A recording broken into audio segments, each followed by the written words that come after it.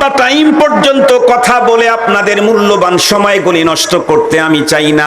শুধুমাত্র কেবলমাত্র আমাদের অন্তরের ভিতরে ঈমানি একটা জাগরণ তৈরি করতে চাই। যতদূর পর্যন্ত মাইকের আওয়াজ যায়, শুয়ে আছেন, বসে আছেন, চাষতলে, দোকানে অথবা অফিসে, যেখানেই থাকেন, আওয়াজ যদি যায় আপনার পায়ে হাত দিয়ে বলবো কথাগুলি একটু ভালো করে বোঝার জন্য চেষ্টা করেন।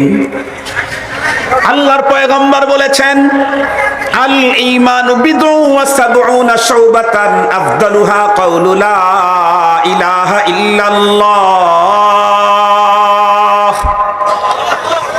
ঈমানের 70-এর উপরে শাখা, সবগুলি শাখা যার ভিতরে পাওয়া যাবে সেই লোকটাই হলো নাম্বার 1 মুমিন। এই লোকটা মৃত্যুবরণ করে তাকে মাটি দিয়ে প্রথম ব্যক্তি 40 কদম পিছনে চলে এসেছে, এখনো পর্যন্ত তার ভাই আপনজন কবরের মাটিগুলা ঠিক করছে।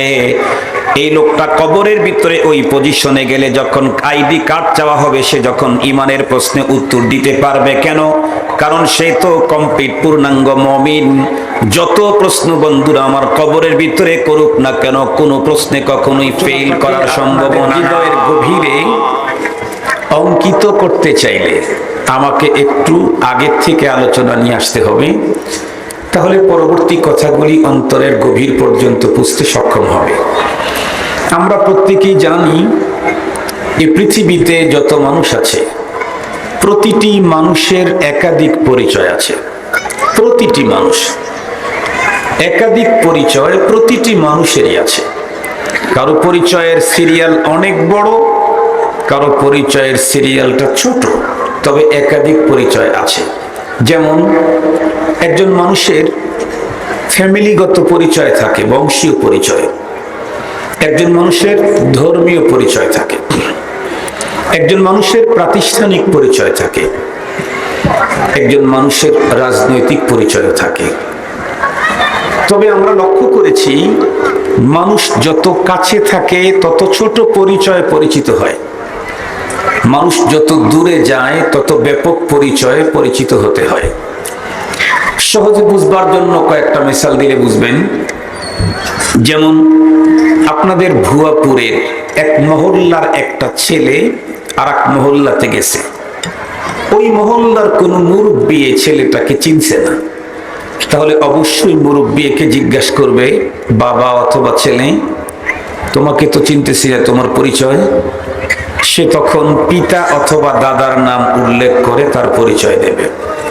বলবে আমাকে চিনছেন না, আমি তো আব্দুল কাদেরের ছেলে। আব্দুল কাদের? চিনলেন না? আব্দুল গফুর আমার দাদা। ও আচ্ছা আচ্ছা আচ্ছা, চিনলাম।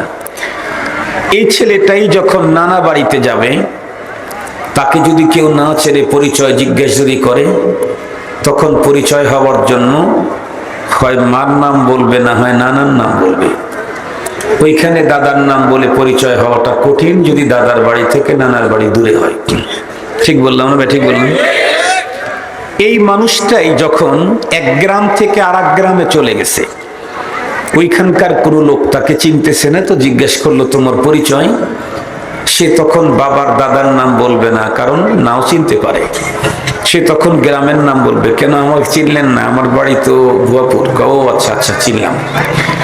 এই লোকটাই যখন এক থানা থেকে আর এক থানায় একটু দূরে চলে গেছে, যেখানকার লোক ওই গ্রামের নামও জানে না, এরপরে যদি কেউ জিজ্ঞাসা করে ভাই তোমার পরিচয়, সে তখন বাবার দাদার নামও বলে না, নানার নামও বলে না, গ্রামের নামও বলে না, থানার নাম বলে। আমাকে চিনলেন না? আমার বাড়ি তো কালীহাতি। ও আচ্ছা, কালীহাতি তোমার বাসা, ঠিক আছে, চিনলাম। এই লোকটাই যখন নিজের ডিস্ট্রিক্ট অথবা বিভাগ চেঞ্জ করে, এরপরে যদি কেউ তাকে জিজ্ঞাসা করে ভাই তোমার পরিচয়, যেখানকার লোক তার দাদা নানারেও চিনে না, গ্রামও চিনে না, থানার নামও জানে না, যদি জিজ্ঞেস করে তোমার বাড়ি, ভাই চিনলাম না তো। ও আচ্ছা, আমার বাড়ি তো টাঙ্গাইল। ও আচ্ছা আচ্ছা আচ্ছা, চিনলাম, টাঙ্গাইল তোমার বাড়ি। এই লোকটাই যখন কান্ট্রি চেঞ্জ করে, এক দেশ থেকে আর এক দেশে চলে গেছে, সেইখানে যাওয়ার পরে কেউ যদি তাকে জিজ্ঞাসা করে তোমার পরিচয়, সে তখন বাবার নাম বলে, গ্রামের নাম বলে, থানা বলে, জেলা বলে, কি বলে, দেশ, কান্ট্রি। সে তখন উত্তর করে কেন, আমি তো বাংলাদেশি। ও আচ্ছা, বাংলাদেশি, ঠিক আছে। আমার জিজ্ঞাসা হলো এই মানুষগুলা তো নিশ্চিত কোনো না কোনো একদিন এই জগৎ চেঞ্জ করতে হবে। কথা বলেন, প্রতিটি মানুষকেই এই পৃথিবী ছাড়তেই হবে। এই ব্যাপারে পৃথিবীর কোনো মানুষের দ্বিমত নাই। পৃথিবী যে ছাড়তে হবে এ বিষয়ে পৃথিবীর একজন মানুষেরও দ্বিমত নাই। তো আমরা যখন এই জগৎ ছেড়ে আরেকটা জগতে যাব, সেই জগতে যাওয়ার পরে কি আমাকে পরিচয় জিজ্ঞেস করবে না? জিজ্ঞেস করবে তো করবে। সহিহ হাদিসের বর্ণনায় এসেছে বড় সিরিয়াস কথা। আমাকে মাটি দিয়ে প্রথম ব্যক্তি 40 কদম পিছনে চলে আসলেই মহানবী সাল্লাল্লাহু আলাইহি ওয়াসাল্লাম বলেন, আতাহু মালাকানে আসওয়াদানে আরযাকানে ফায়ুজলিসানিহি সুম্মা ইয়াসআলুহু মার রাব্বুকা ওয়া মা দীনুকা ওয়া মান হাদার রাজুলুল্লাযী বুইসা ফীকুম। নবীজি বলেন, কোন এক মাইয়িতকে কবরস্থ করার পরে মাত্র প্রথম ব্যক্তি পিছন দিকে 40 কদম বেগে আসতেই এখনো তার আপনজন ভাই বেরাদার তার কবরের উপরেই আছে। এখনো কবরটাকে কমপ্লিট লেবেল করা হয় নাই, কবরটাকে সুন্দর করতে এখনো ব্যস্ত আছে। মাত্র একজন মানুষ তার বিশেষ প্রয়োজনে ব্যাগে চলে এসেছে 40 কদম। এই অবস্থাতেই কবরের ভিতরে 2 জন ফেরেশতা ঢুকবে। এদের চক্ষু হবে ভয়াবহ, এদের সিস্টেম, এদের চাউনি হবে সিরিয়াস। এসে কবরের ভিতরে লোকটাকে টেনে বসাবে।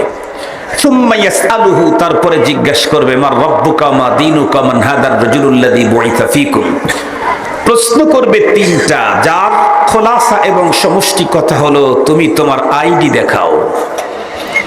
তুমি যে এই গ্যালারিতে ঢুকছো, তুমি যে এই জগতে আসলে, তুমি তোমার আইডি দেখাও, তুমি তোমার পরিচয় বলো। ওই সময় পরিচয় 2টার একটা পরিচয়, সেটা হচ্ছে হয় মুমিন না হয় কাফের। পরিচয় দেখাও। এই প্রশ্ন করতে 3টা কথা জিজ্ঞেস করবে আর কি। মার রাব্বুক ওয়া মা দীনুক ওয়া মান হাদার রাজুলুল্লাযী বুইসা ফীকুম। তোমার রবকে বলো, তোমার দিন কি বলো। মুহাম্মাদুর রাসূলুল্লাহ সাল্লাল্লাহু আলাইহি ওয়াসাল্লামের ছবি এনে তাকে দেখায় বলা হবে, এই লোকটাকে চিনো না কি একে? যদি মৃত্যু ব্যক্তি যদি 3 প্রশ্নের উত্তর দিতে পারে, তার মানে রব্বি আল্লাহ, দীনি আল ইসলাম, হাদা নবিয়ুনা ওয়া হাবিবুনা মুহাম্মাদুন সাল্লাল্লাহু আলাইহি ওয়াসাল্লাম। এই 3 প্রশ্নের উত্তরের সংক্ষিপ্ত খোলাসা কথা হলো, সে যদি তখন প্রমাণ করতে পারে আমি মুমিন, আমি আল্লাহর প্রতি বিশ্বাসী, আমি দ্বীনের প্রতি বিশ্বাসী, আমি রাসূলের প্রতি বিশ্বাসী ছিলাম, তার মানে ঈমানের পরিচয় যদি তখন পেশ করতে পারে, সাথে সাথে আওয়াজ আসবে, আন সাদাকা আব্দি। এই ফেরেশতা, কার আইডি চেক করতে গেছো? কার আইডি দেখতে গেছো? তুমি যে জিজ্ঞাসা করলে, আমার বান্দা তো তোমাকে সঠিক উত্তর দিতে সক্ষম হয়েছে, আইডি দেখাইছে। এখন যেহেতু আইডি দেখাইতে সক্ষম, ঈমানের পরিচয় দিতে সক্ষম, তাহলে এখন একটা কাজ করো, আফরিশুহু মিনাল জান্নাহ ওয়া আলবিসুহু মিনাল জান্নাহ ওয়াফতাহু লাহু বাবান ইলাল জান্নাহ। এই হাদিসের এই অংশটা বোঝানোর জন্য একটা মিসাল দিলে সবাই বুঝবেন। আমাদের বাড়ি ঘরে অনেক সময় অপরিচিত কোনো বাইরের লোক মেহমান এসে ডাকতে থাকে, কলিং চিপতে থাকে। তো আমাদের কেউ বাইরে গেছে, যাওয়ার পরে তাকে চিনতেছে না, যাওয়ার পরে ছেলে পেলে ছোট যদি হয়, তাহলে গিয়ে ঘুরে এসে বলে, এমন এমন একজন লোক আসছে। বাড়ির লোকও চিনতেছে না, আবার পাঠায় দিয়েছে, গিয়ে জিজ্ঞাসা করতো পরিচয় কি, কোথা থেকে এসেছে। গিয়া যখন জিজ্ঞাসা করছে পরিচয় কি, তখন বলতেছে যে আমি তোমার বাবার মামা, আমি তোমার বাবার চাচা। যখন পরিচয় দিয়েছে যে আমি তোমার বাবার মামা, তো সাথে সাথে তখন আর বাইরে রাখা যায় কি? দ্রুত গতিতে ছেলেটা ভিতরে এসে বলে, উনি আব্বুর মামা হন, অমুক বড় লোক মামা আব্বুর। সাথে সাথে তখন মেহমানখানার ভিতরে তখন নতুন বেডশিট বিছানো হয়, ঘরটাকে পরিষ্কার করা হয়, এরপরে তাকে আমন্ত্রণ জানানো হয়। এরপরে যদি গরমের মৌসুম হয়, লোকটা যদি ধনী হয়, লোকটাকে বসতে দিয়ে তখন এসির সুইচ ছেড়ে দেওয়া হয়। ঠিক তদ্রূপ আমরা যখন কবরে যাব, যাওয়ার পরে যখন জিজ্ঞাসা করবে মা রব্বুকা মা দীনুকা মান হাদার রাজুলুল্লাযী বুইসা ফীকুম, এই আইডি দেখা, আইডি দেখা, তুই মুমিন কিনা। আমি যদি 3 কথার উত্তর দিতে পারি, তাহলে আমি প্রমাণ করতে পেরেছি আমি আল্লাহ পাকের আপন, আমি মুমিন। সাথে সাথে আল্লাহ পাক বলবেন, ও তো আমার গেস্ট, ও তো আমার আপন, আফরিশুহু মিনাল জান্নাহ।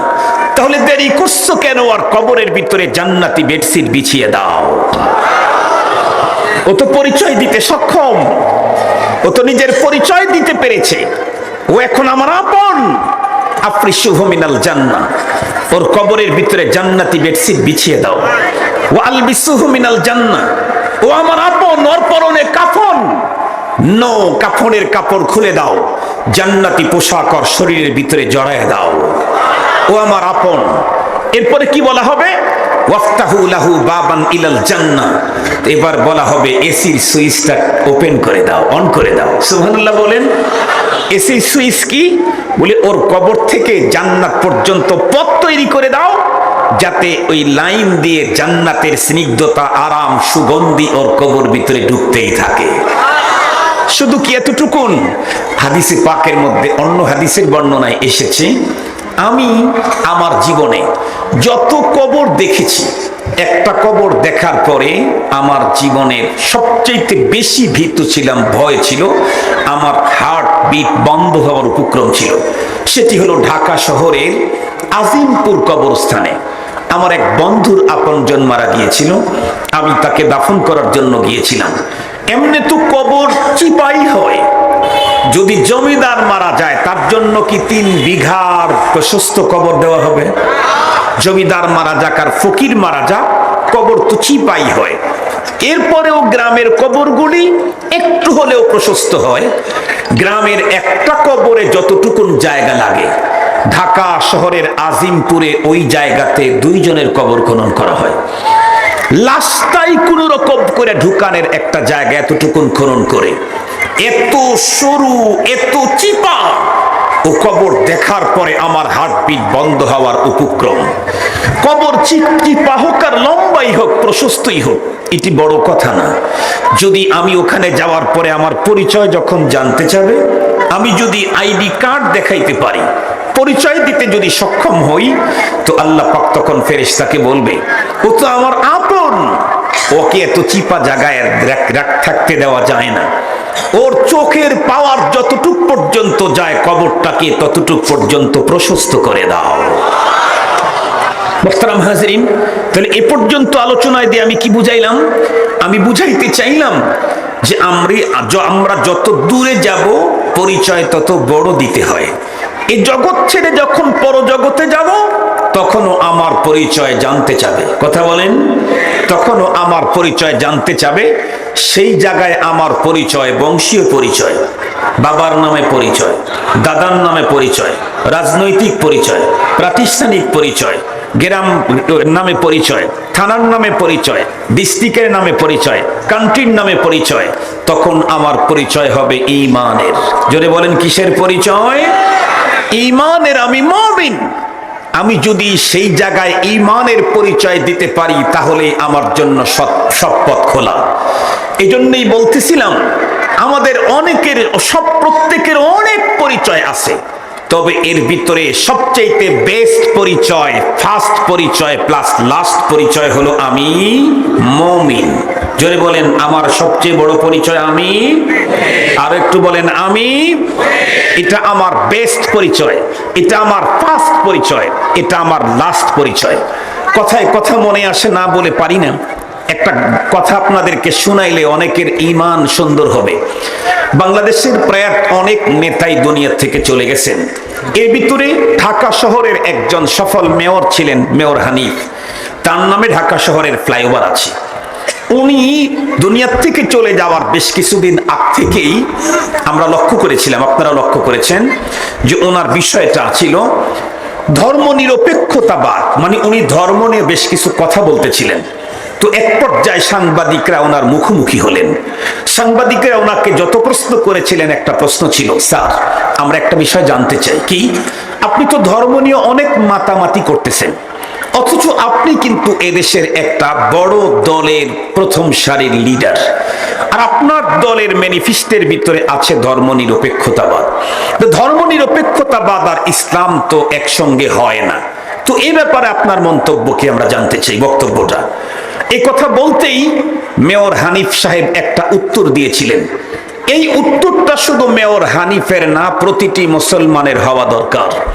শুধু বাংলাদেশের না, তাম দুনিয়ার মুসলমানের এই উত্তর হওয়া দরকার। মেয়র হানিফ কি বলেছিলেন?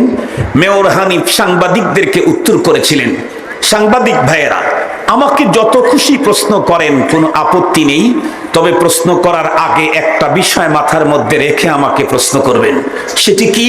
বলে, আমার প্রথম পরিচয় আমি বাংলাদেশি অথবা অমুক দল করি, এটা আমার প্রথম পরিচয় না। আমার প্রথম পরিচয় আমি মুসলিম। মনে থাকবে তো? আমার প্রথম পরিচয় আমি মুসলিম।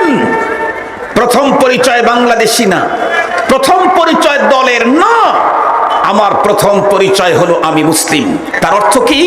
তার অর্থ হলো আমি আমার প্রথম পরিচয়কে ধারণ করতে অন্য কোনো পরিচয় যদি ছাড়তে হয় আমি ছাড়তে পারি।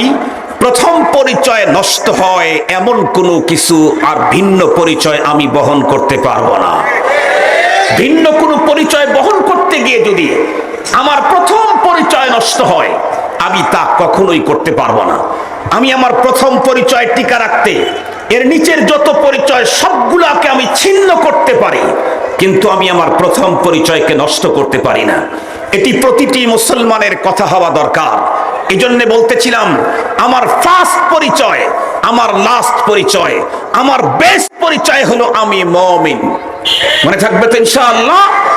এই পরিচয় কবরে দিতে পারলেও সাথে সাথে জান্নাতের পথ উন্মুক্ত হয়ে যাবে। তাহলে আমরা সবাই তো মুমিন? কথা একটু বলেন, আমরা সবাই তো মুমিন? ইনশাআল্লাহ, আলহামদুলিল্লাহ বলেন। ইনশাআল্লাহ হলো আগামী দিনে যেটা করবেন এটার উপরে ইনশাআল্লাহ, যেটা হয়ে গেছে অথবা হয়েছে এটার উপরে আলহামদুলিল্লাহ, ভালো যদি হয়। তো আমরা সবাই মুমিন, আলহামদুলিল্লাহ বলেন। এখন মুমিন তো আমরা সকলে দাবি করলাম, আসলেও কি আমি মুমিন? আজকে একটু চেক করে দেখি। চেক করে যদি দেখি যে আমার ঈমান ঠিক আছে, তাইলে তো কোনো পেরেশানি নাই। যখনই মরণ আসুক কোনো পেরেশানি নাই। আমি মৃত্যুবরণ করব, আমার আপনজন আমার কবরের উপরে মাটি দিতেই থাকবে।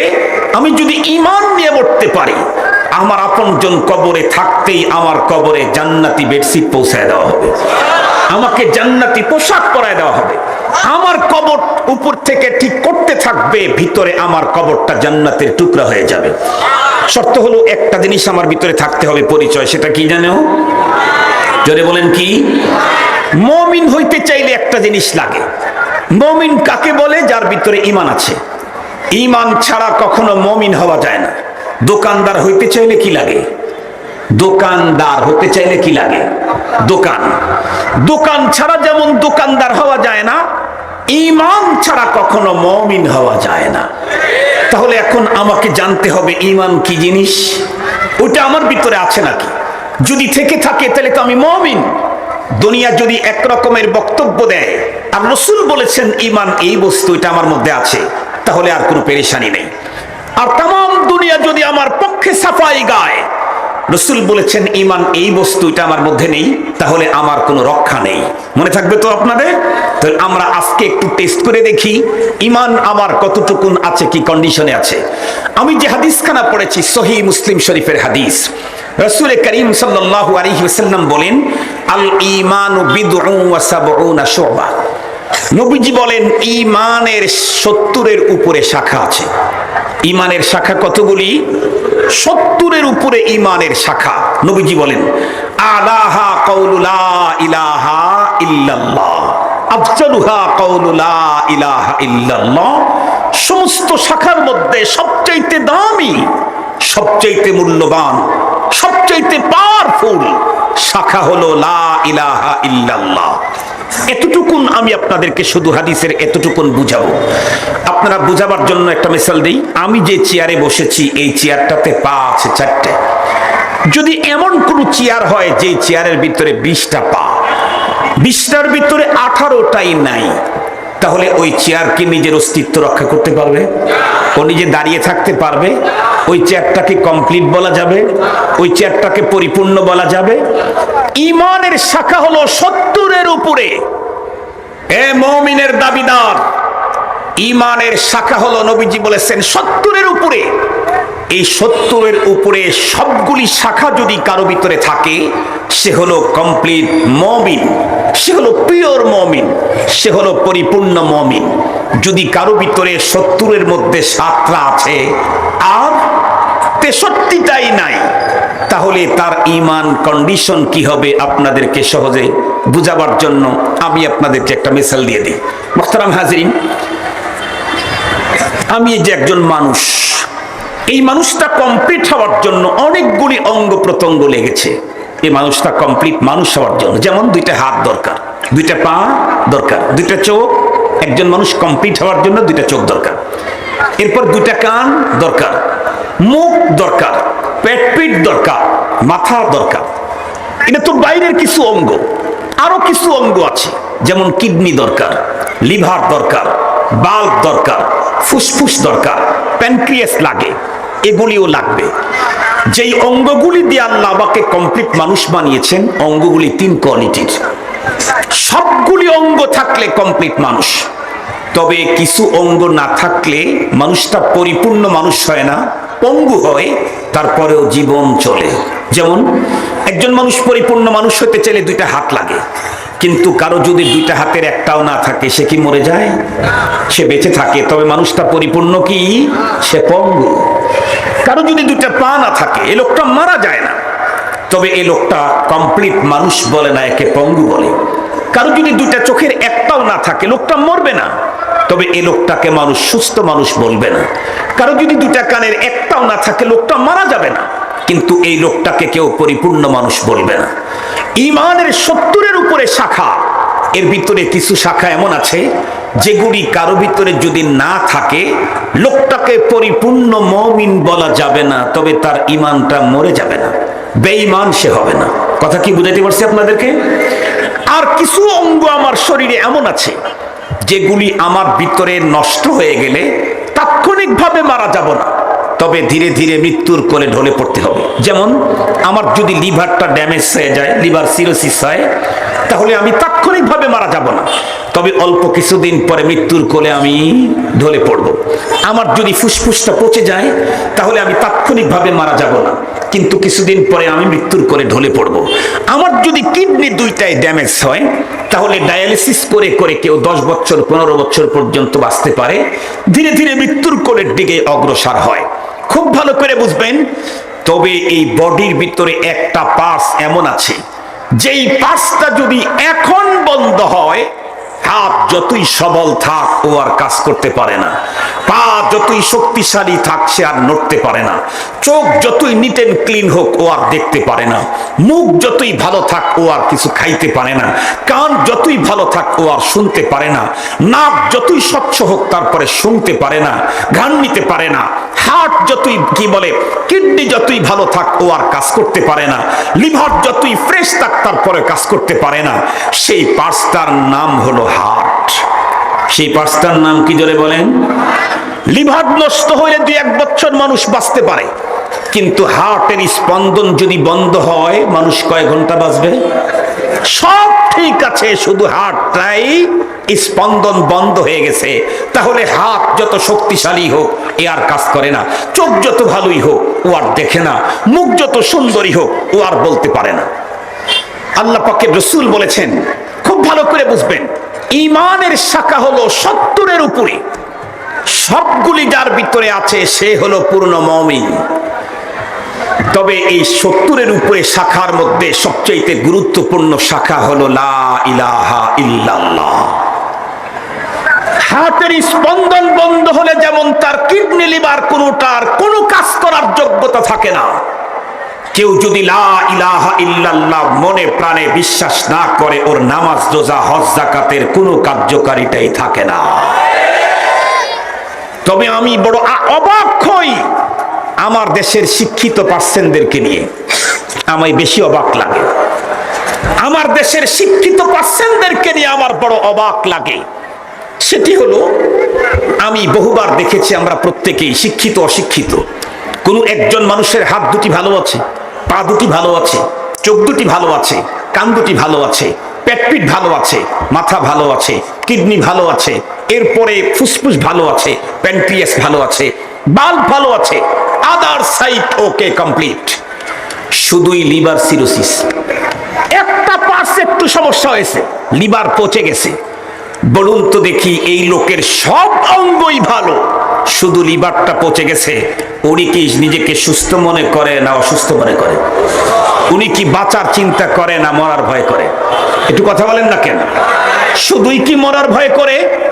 মাত্র একটা পার্টস লিভার সিরোসিস, এ কারণে লোকটা পাগলের মতো হয়ে যায়। মাকে ডাকে, মেয়েকে ডাকে, ছেলেকে ডাকে, ভাইকে ডাকে, বোনকে ডাকে, আমাকে আমার ঘর বাড়ি বিক্রি করো, আমার বাড়ির ভিটা বিক্রি করো, আমার থাকার বিল্ডিংটা বিক্রি করো, আমাকে ভেলুর মাদ্রাসে নিয়ে যাও, আমাকে চেন্নাই নিয়ে যাও, আমাকে হংকং এ পাঠিয়ে দাও, আমার লিভারটাকে চেঞ্জ করার জন্য ব্যবস্থা করো। ওর কিন্তু সব অঙ্গ ভালো আছে, মাত্র একটা অঙ্গ নষ্ট হলে সে এখন মরেই যায়, বাঁচে না, পাগল হয়। আমরা মুসলমান, ইমানের অঙ্গ হলো 70-এর উপরে, এর ভিতরে 7টাও আমার মধ্যে আছে কিনা তার খবর নাই, 70টা আমার মধ্যে নাই, তারপরেও আমি আমাকে সুস্থ মুমিন মনে করি। এটা শয়তানের চূড়ান্ত ধোঁকা ছাড়া আর কিছু না। তুমি তোমার অঙ্গের, দেহের, শরীরের সব অঙ্গ কমপ্লিট, শুধু লিভার প্রবলেম, তাই মৃত্যুর আশঙ্কা করো। আর তোমার ইমানের 70টা 77 অঙ্গের ভিতরে 70টাই নাই, এরপরে মুমিনের দাবি করো। মুসলমান ভাইরা রে, আমার কথা ভালো করে বুঝবেন। লম্বা টাইম পর্যন্ত কথা বলে আপনাদের মূল্যবান সময়গুলি নষ্ট করতে আমি চাই না। শুধুমাত্র কেবলমাত্র আমাদের অন্তরের ভিতরে ঈমানি একটা জাগরণ তৈরি করতে চাই। যতদূর পর্যন্ত মাইকের আওয়াজ যায়, শুয়ে আছেন, বসে আছেন, চাষতলে, দোকানে অথবা অফিসে, যেখানেই থাকেন, আওয়াজ যদি যায়, আপনার পায়ে হাত দিয়ে বলবো, কথাগুলি একটু ভালো করে বোঝার জন্য চেষ্টা করেন। আল্লাহর পয়গম্বর বলেছেন, আল ঈমানু বিদউ ওয়া সাবউনা শুবাতান আফদালুহা কাউলু লা ইলাহা ইল্লাল্লাহ। ঈমানের 70-এর উপরে শাখা, সবগুলি শাখা যার ভিতরে পাওয়া যাবে, সেই লোকটাই হলো নাম্বার 1 মুমিন। এই লোকটা মৃত্যুবরণ করে, তাকে মাটি দিয়ে প্রথম ব্যক্তি 40 কদম পিছনে চলে এসেছে, এখনো পর্যন্ত তার ভাই আপনজন কবরের মাটিগুলা ঠিক করছে। এই লোকটা কবরের ভিতরে ওই পজিশনে গেলে যখন আইডি কার্ড চাওয়া হবে, সে যখন ইমানের প্রশ্নে উত্তর দিতে পারবে। কেন? কারণ সে তো কমপ্লিট পূর্ণাঙ্গ মুমিন। যত প্রশ্ন বন্ধুরা আমার কবরের ভিতরে করুক না কেন, কোনো প্রশ্নে কখনোই ফেল করার সম্ভাবনা নাই। বন্ধুরা আমার 70-এর উপরে ইমানের শাখা, তবে পয়গম্বর বলেন এর ভিতরে আফজালুহা কাউলু লা ইলাহা ইল্লাল্লাহ। সবচেয়ে দামি, সবচেয়ে গুরুত্বপূর্ণ শাখা হলো লা ইলাহা ইল্লাল্লাহর স্লোগান। লা ইলাহা ইল্লাল্লাহ কথাটা ছোট, কালিমাটা ছোট, কিন্তু এত দামি। কোন একজন মানুষ জন্মগ্রহণ করার পর থেকে 500 বছর পর্যন্ত দুনিয়াতে হায়াত পেল, 400 বছর পর্যন্ত আল্লাহকে বাদ দিয়ে অন্য কোনো কিছুর পূজা করলো। এখন যদি লোকটা বন্ধুরা আমার মরে যায়, সোজা জাহান্নামে যাবে। কিন্তু এই লোকটা শুধুমাত্র কেবলমাত্র একবার যদি লা ইলাহা ইল্লাল্লাহ বলে, পরক্ষণই যদি তার মরণ হয়, লোকটা এখন সোজা আল্লাহর জান্নাতে যাবে। লা ইলাহা ইল্লাল্লাহ কালিমা বড় ছোট, কিন্তু এর পাওয়ার, এর মর্যাদা, এর দাম কত বড়। এই কালিমা কোনো মানুষের মুখ থেকে উচ্চারণ হওয়ার আগ মুহূর্ত পর্যন্ত লোকটা আল্লাহর দুশমন, কিন্তু যখনই কালিমাটা তার মুখ থেকে বের হয়ে গেল, সাথে সাথে লোকটা আল্লাহর বন্ধুতে রূপান্তরিত হয়ে গেল। এই কালিমার এত বড় পাওয়ার, কোন একজন মানুষ তার টোটাল জীবনে শুধুই নাফরমানি আর কুফরি আর শিরকিতে বন্ধুরা আমার লিপ্ত ছিল, জীবনে একবার মাত্র লা ইলাহা ইল্লাল্লাহ জবান থেকে উচ্চারণ শুধু করে নাই, দিল থেকে এই কথাটা বের করে দিল, এক ওয়াক্ত নামাজ পড়তে পারে নাই, বরং যদি হয় আল্লাহ পাকের জান্নাতুল ফেরদাউসের মেহমান বনে যায়। বিষয়টাকে আপনাদেরকে সুন্দর করে বুঝাবার জন্য বিশ্ব নবীজির বন্ধুরা আমার জীবন কাহিনী থেকে ছোট্ট একটা ঘটনা শুনাইতে চাই। আমরা প্রত্যেকেই জানি আমাদের পয়গম্বর সাল্লাল্লাহু আলাইহি ওয়াসাল্লাম জন্মগ্রহণ করেছিলেন কোথায়? মক্কাতুল মুকাররমায়, যেখানে আল্লাহ পাকের ঘর খানায় কাবা যেই জায়গার ভিতরে।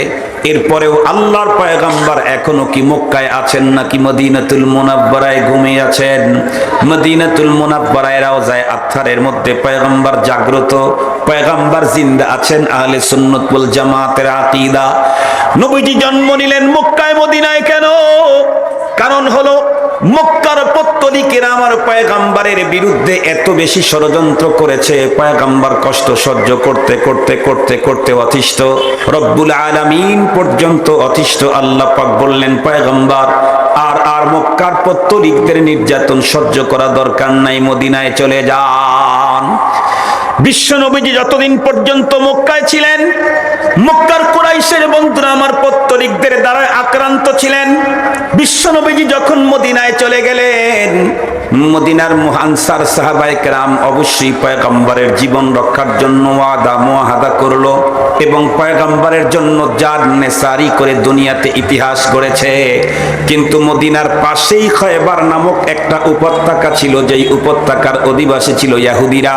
এই ইহুদিরা মদিনায় পয়গম্বর যাওয়ার পরে নানা ভাগে পয়গম্বরকে সময় সময় আকবর বন্ধুরা আমার আক্রমণ করত। দীর্ঘদিন পর্যন্ত আক্রান্ত হয়ে গেলেন। বড় দুঃখের কথা বলতে হয়, মক্কায় পয়গম্বর বন্ধুরা আমার মুশরিকের দ্বারা আক্রান্ত ছিলেন। মদিনায় যাওয়ার পরে পয়গম্বর ইহুদিদের দ্বারা আক্রান্ত হলেন। কোরআনে পাকের ভিতরে আল্লাহ পাক তো আগে ইনফরমেশন করেছেন। আল্লাহ তাআলা বলেন লা তাজিদান্না আশাদ্দান নাসি আদাওয়াতান লিল্লাযিনা আমানুল ইয়াহুদ ওয়াল্লাযিনা আশরাকু। বিশ্বনবীজি বলেন আল কুফরু মিল্লাতুন ওয়াহিদা।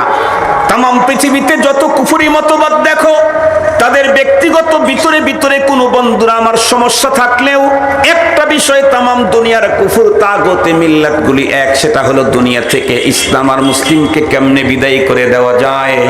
এরপরেও আল্লাহ পাক বলেন সকল কুফর মিল্লাত তোমাদের বিরুদ্ধে এক হলে কি হবে? তোমাদের বিরুদ্ধে শত্রুতায় দুইটা গ্রুপ হলো সবচাইতে বড় সিরিয়াস।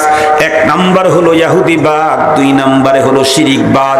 আজকে দুঃখের সাথে বলতে হয় तमाम পৃথিবীর মুসলিম রাষ্ট্রগুলির প্রধান যারা আছে, এরা কেউ বন্ধুরা আমার ইহুদিদেরকে বন্ধু বানিয়েছে, কেউ বা মুশরিকদেরকে বন্ধু বানিয়ে নিয়েছে। কোরআনে আল্লাহ পাক যেই দুই জাতিকে মুসলমানদের জন্য সবচাইতে সিরিয়াস শত্রু হওয়ার ঘোষণা দিয়েছেন, ইহুদিবাদ আর শিরকবাদ। আজকে দুঃখে ভরাক্রান্ত হৃদয়ে বলতে হয় সেই দুই গোষ্ঠীকে বর্তমান পৃথিবীর মুসলিম শাসকেরা আপন বানিয়ে নিয়েছে।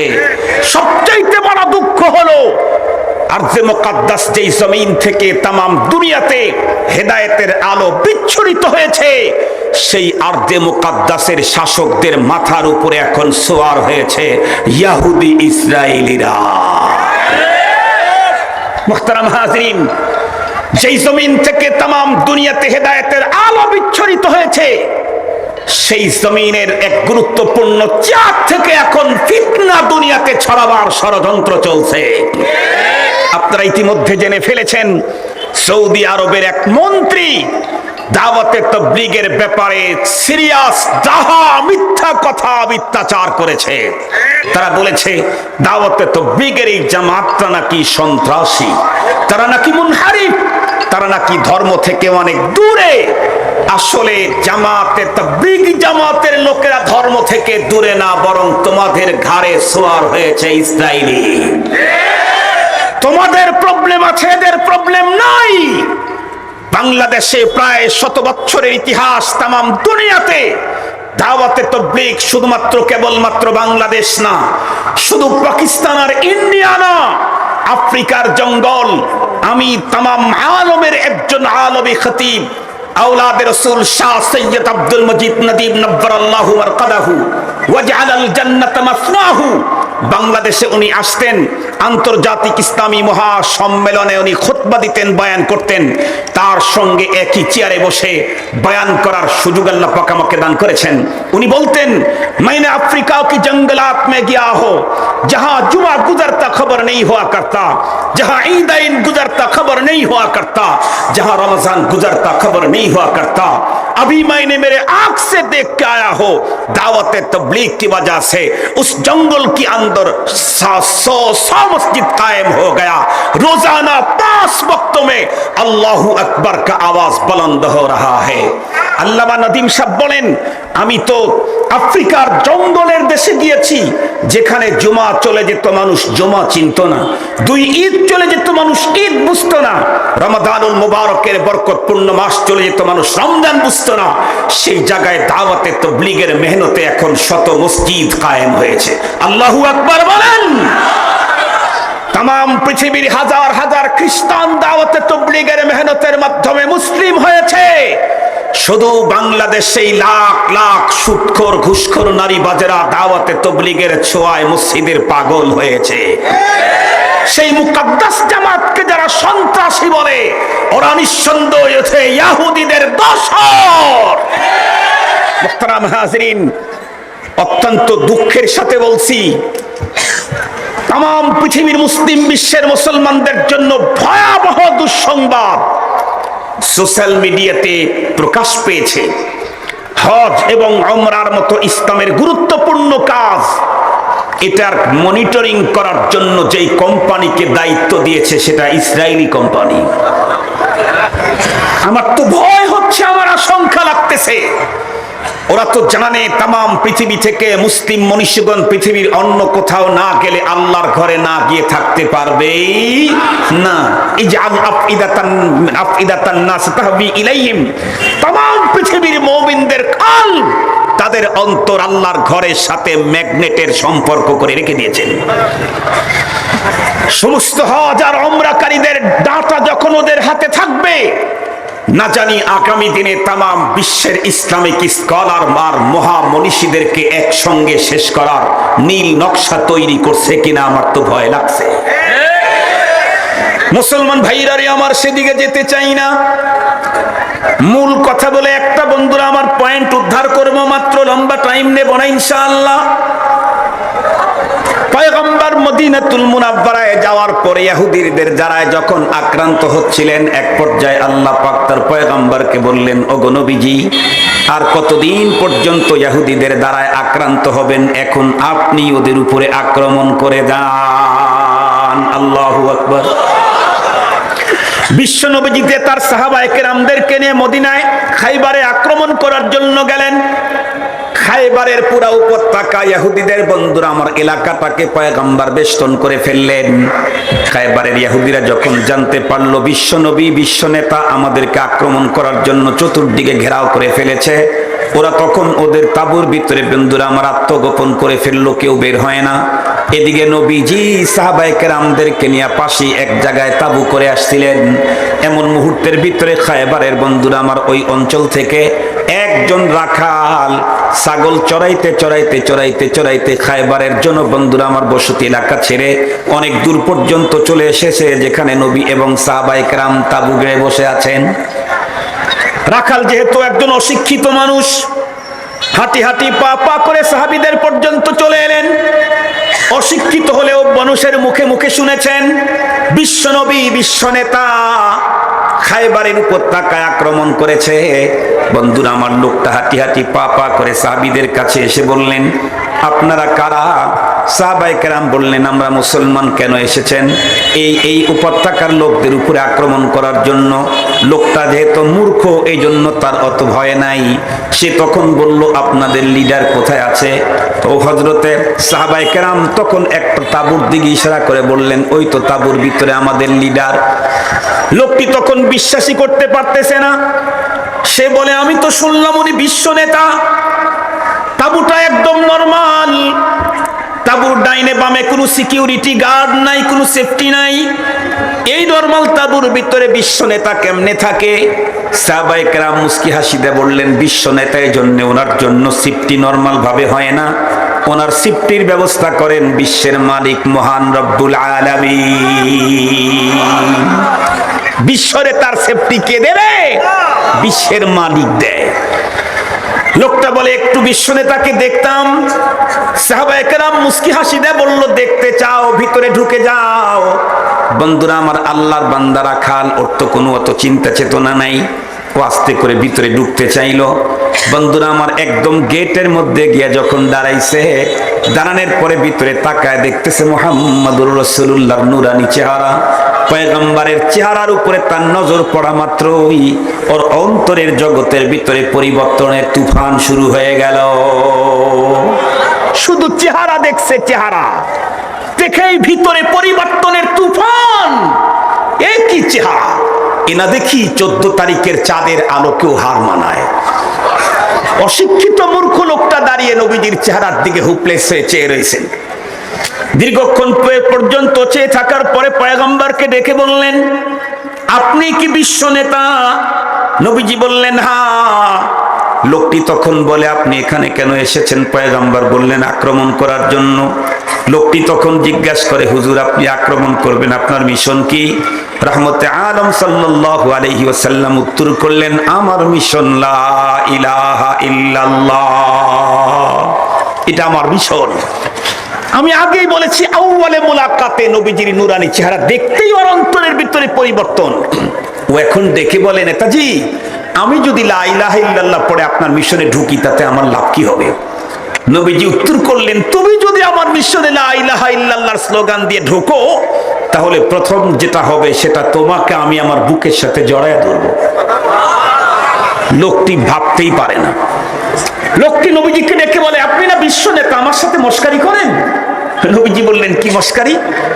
আমি কোথায় রাখাল, আমার চেহারা কালো, নামও আসওয়াদ, কালো, শরীর থেকে দুর্গন্ধ ছড়ায়, আপনার চেহারা থেকে 14 তারিখের চাঁদের চাইতে আলো ছড়তেছে, আপনার প্রতিটি লোমের গোড়া থেকে সুগন্ধে বিচ্ছরিত হচ্ছে, আপনি বিশ্ব নেতা, আপনি আমাকে বুকে জড়াবেন কি করে?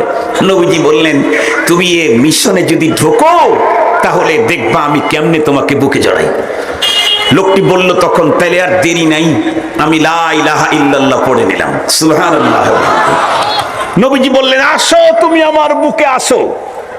লোকটি রাখাল, কালো, দুর্গন্ধযুক্ত চেহারা, রাহমতে আলম তাকে বুকে জড়ায় ধরলেন।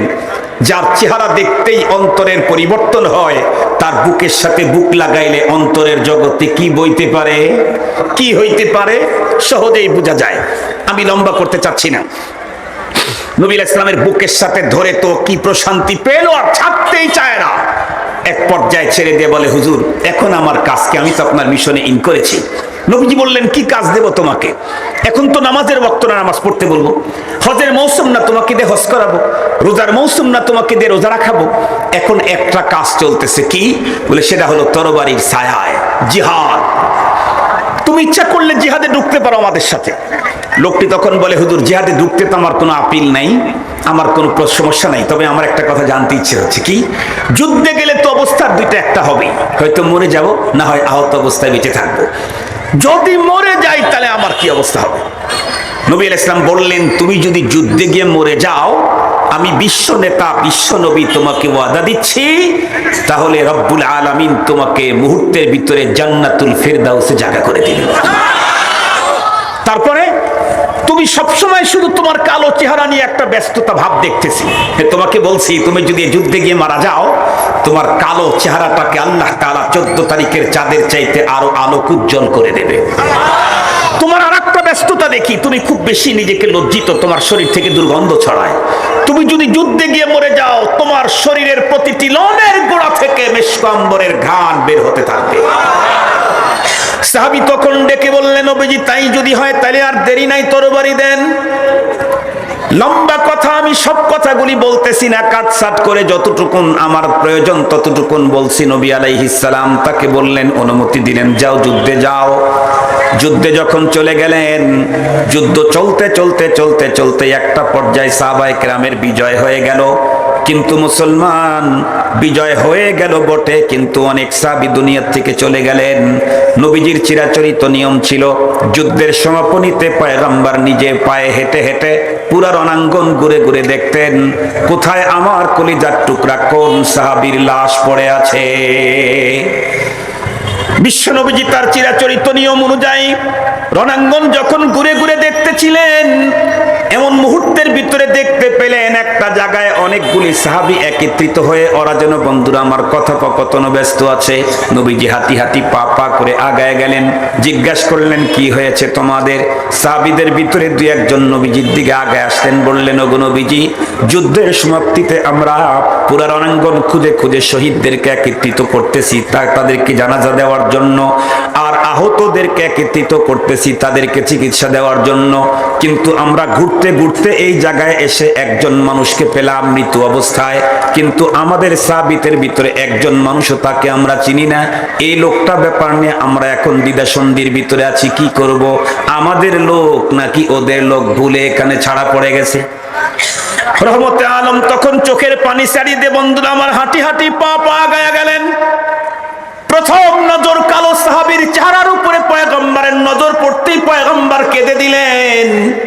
সাহাবায়ে কেরামদেরকে ডেকে বললেন, সাহাবীরা রে, কেউ তোমরা তাকে চিনো না, কিন্তু রহমতে আলম পয়গম্বর আমি তাকে চিনতে ভুল করি নাই, আমি ওরে চিনি। সাহাবীদেরকে এই সাহাবীর, নতুন সাহাবীর ঈমান গ্রহণের পুরা ঘটনা শোনায় দিলেন।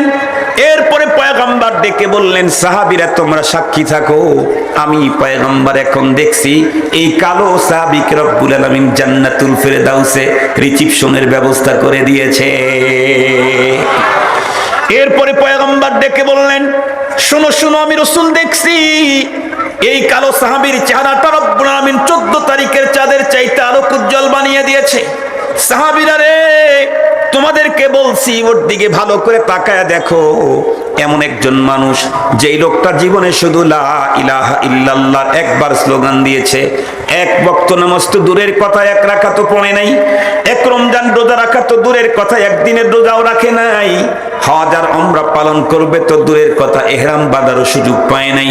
শুধু লা ইলাহা ইল্লাল্লাহর স্লোগান দেওয়ার কারণে এখন তার মৃত্যু হয়েছে, রব্বুল আলামিন তাকে সুজা জান্নাতুল ফেরদাউস দান করেছেন। এই জন্য মুসলমান ভালো করে বুঝবেন, আল্লাহর পয়গম্বর বলেন, আল ঈমানু বিজউন ওয়া শাবুনা সাবউনা শুবাতান আফজালুহা কাউলু লা ইলাহা ইল্লাল্লাহ। ঈমানের 70-এর উপরে শাখা, তবে এর ভিতরে সবচেয়ে দামি শাখা হলো লা ইলাহা ইল্লাল্লাহ। তবে মনে রাখবেন, লা ইলাহা ইল্লাল্লাহর স্লোগান শুধু মুখে দিলে হবে না, লা ইলাহা ইল্লাল্লাহ সেটিং দিতে হবে কমপক্ষে কয় জায়গায়? আর একটু জোরে বলেন, কয় জায়গায়? লা ইলাহা ইল্লাল্লাহর সেটিং দিতে হবে 3 জায়গায়। শুধুমাত্র লা ইলাহা ইল্লাল্লাহ যদি সেটিং দিতে পারে কেউ, এরপরে যদি তার মরণ হয় সুজা জান্নাতুল ফেরদাউসে যাবে। কিন্তু লা ইলাহা ইল্লাল্লাহর সেটিং দিতে হবে 3 জায়গায়। 1 নাম্বার হলো ইকরার বিল লিসান, জবানে স্লোগান দিতে হবে লা ইলাহা ইল্লাল্লাহ, লা ইলাহা ইল্লাল্লাহ। 2 নাম্বার বন্ধুরা আমার, তাসদিক বিল জানান, অন্তরের ভিতরে লা ইলাহা ইল্লাল্লাহর মফহুমটা বসাইতে হবে, মনে রাখতে হবে লা ইলাহা ইল্লাল্লাহ ছোট্ট শুধু একটা কালিমা নয়, বরং লা ইলাহা ইল্লাল্লাহ হলো আসমান জমিনের মালিকের সাথে বান্দার বিশাল বড় এক চুক্তির নাম। লা ইলাহা ইল্লাল্লাহ শুধু একটা কালিমাই না, লা ইলাহা ইল্লাল্লাহ আসমান জমিনের মালিকের সাথে তার বান্দার চুক্তি। কি চুক্তি করলো বান্দা? লা মাহবুবা ইল্লাল্লাহর চুক্তি, লা মাবুদা ইল্লাল্লাহর চুক্তি, লা মাশুকা ইল্লাল্লাহর চুক্তি, লা মাসজুদা ইল্লাল্লাহর চুক্তি, লা মাকসুদা ইল্লাল্লাহর চুক্তি, লা ইলাহা ইল্লাল্লাহর চুক্তি। ও মুসলমান, শুধুমাত্র কেবলমাত্র একটা স্লোগানের নাম লা ইলাহা ইল্লাল্লাহ না, বরং মালিকের সাথে আমার চুক্তি হলো আমি আইনদাতা একমাত্র তোমাকেই মানি, আর কাউকে মানি না। রিজিক দাতা একমাত্র তোমাকেই মানি, আমি তোমার সাথে চুক্তি করলাম, আর অন্য কাউকে রিজিক দাতা হিসাবে আমি মানি না। মুহাব্বত একমাত্র আমার অন্তরের ভিতরে, সবচাইতে বড় মুহাব্বতের চেয়ারটা তোমাকে দিলাম। লা ইলাহা ইল্লাল্লাহ, লা মাহবুবা ইল্লাল্লাহ। তোমাকে যেই চেয়ারে বসাইলাম, দুনিয়ার কাউকে মুহাব্বতের ওই চেয়ারে বসাইতে পারবো না। আল্লাহ পাক তো নিজেই বলেন, ওয়াল্লাযীনা আমানু আশাদ্দু হুব্বান লিল্লাহ, ওয়াল্লাযীনা আমানু আশাদ্দু হুব্বান লিল্লাহ। আমি মুহাব্বতের যে আসন তোমাকে দিয়েছি, এই আসনে আমি আমার বাবাকেও বসাইতে পারবো না। মুহাব্বতের যে আসন আল্লাহ আমি তোমাকে দিলাম, এই আসনে আমি আর মাকেও বসাইতে পারবো না। মুহাব্বতের যে আসন আমি তোমাকে দিলাম, লা ইলাহা ইল্লাল্লাহ, এই আসনে আমি আমার নেতাকেও বসাইতে পারবো না। মুহাব্বতের যে আসন আমি তোমারে দিলাম, এই আসনের ভিতরে আমার পীরকেও বসাইতে পারবো না। মুহাব্বতের যে আসন আমি তোমাকে দিলাম, এই আসনের ভিতরে আমার কলিজার টুকরা সন্তানকেও বসাইতে পারবো না। এমন একটা চুক্তির নাম হলো লা ইলাহা ইল্লাল্লাহ, এমন একটা চুক্তির নাম হলো লা ইলাহা ইল্লাল্লাহ। আইনদাতা হিসাবে তোমাকেই মেনে নিলাম, পৃথিবীর অন্য কাউকে আইনদাতা হিসাবে মানি না, মানতে পারবো না। এমন একটা চুক্তির নাম হলো লা ইলাহা ইল্লাল্লাহ। শুধুমাত্র কেবলমাত্র মুখে মুখে লা ইলাহা ইল্লাল্লাহ, এটা দিয়ে বন্ধুরা আমার পরপারে পার হওয়ার সম্ভাবনা নাই। এই জন্য বললাম লা ইলাহা ইল্লাল্লাহর সেটিং দিতে হবে এক জায়গায় না তিন জায়গায়। যদি বলেন এক জায়গায় না তিন জায়গায়, প্রথম জবানে সেটিং দিতে হবে, এরপরে অন্তরে বসাতে হবে, এরপরে লা ইলাহা ইল্লাল্লাহর চুক্তি অনুযায়ী আমি আমার অঙ্গ প্রত্যঙ্গকে কাজে লাগাইতে হবে। মনে থাকবে নাকি আপনাদের? তাহলে হবে বন্ধুরা আমার লা ইলাহা ইল্লাল্লাহ, তাহলেই হবে লা ইলাহা ইল্লাল্লাহ। আমরা যারা মুসলমান, লা ইলাহা ইল্লাল্লাহ আমাদের মুখে আছে, এখন পর্যন্ত বুকে যায় না। কথা বলেন, কথা বলেন।